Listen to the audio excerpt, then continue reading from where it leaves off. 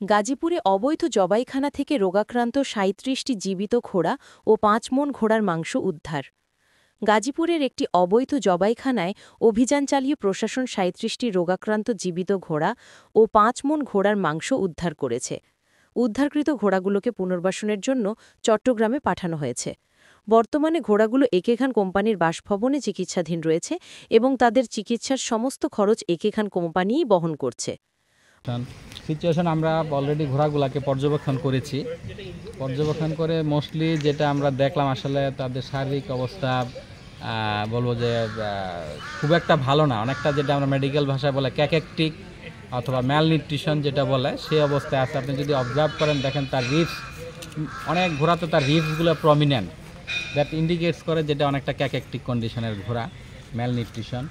এবং আরেকটা যেটা দেখলাম, তা অনেকগুলা ঘোড়ায় তার পায়ে বিভিন্ন ধরনের ক্রনিক উন্ড, এবং ক্রনিক উন্ড যেটা আবার কিছুটা দেখলাম ম্যাগট পোকাও আছে কিছু কিছু ঘায়ে।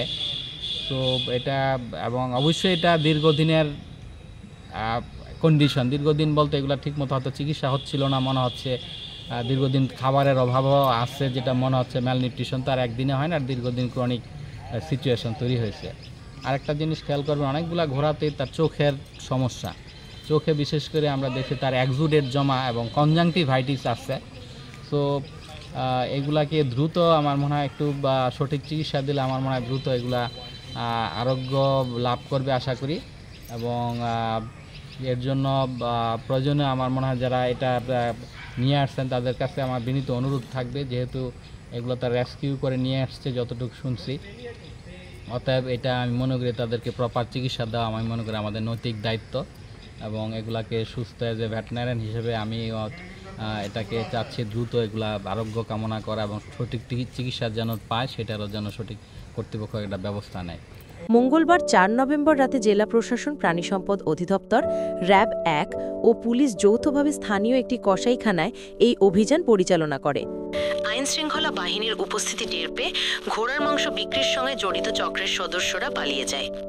সুস্থতা আসলে এটা নির্ভর করবে অনেকগুলা বিষয়, এখানে ফ্যাক্টর জড়িত। কারণ এগুলি দীর্ঘ ক্রনিক অবস্থা আছে, এগুলাকে বিভিন্ন এক্সামিনেশন করা দরকার। বিশেষ করে ঘায়ের বিষয়গুলা, ঘাগুলা আসলে দীর্ঘ সময় লাগবে মনে হচ্ছে, এবং এগুলার জন্য আমার মনে হয় কিছু ল্যাব পরীক্ষার প্রয়োজন হবে। ল্যাব বলতে তার ব্লাড পরীক্ষা করলে, বিশেষ করে যেটা আমরা বলি রুটিন ব্লাড টেস্ট, সিবিসি যেটা বলে, সিবিসির মাধ্যমে তার হিমোগ্লোবিন, দেন তার ডাব্লিউবিসি, আরবিসি, এইগুলো যদি আমরা সিবিসি করি, সেই সাথে তার সিরাম বায়োকেমিক্যাল অ্যানালাইসিস যেটা বলে, যদি আমরা তার গ্লুকোজ বা প্রোটিন লেভেল কীরকম আছে, বা কোনোটা ক্যালসিয়াম ডিফিসিয়েন্সিতে আছে কিনা বা ম্যাগনেসিয়াম ডিফিসিয়েন্সিতে আছে কিনা, যদি আমরা এই প্যারামিটারগুলা ল্যাব ডায়াগনোসিসের মাধ্যমে ডায়াগনোসিস করে যদি ট্রিটমেন্ট দেই, এবং সেই সাথে আরেকটা বড়, যেহেতু এটা ম্যালনিউট্রিশন, অনেকগুলা কৃমির আক্রান্ত থাকতে পারে বলে মনে হচ্ছে।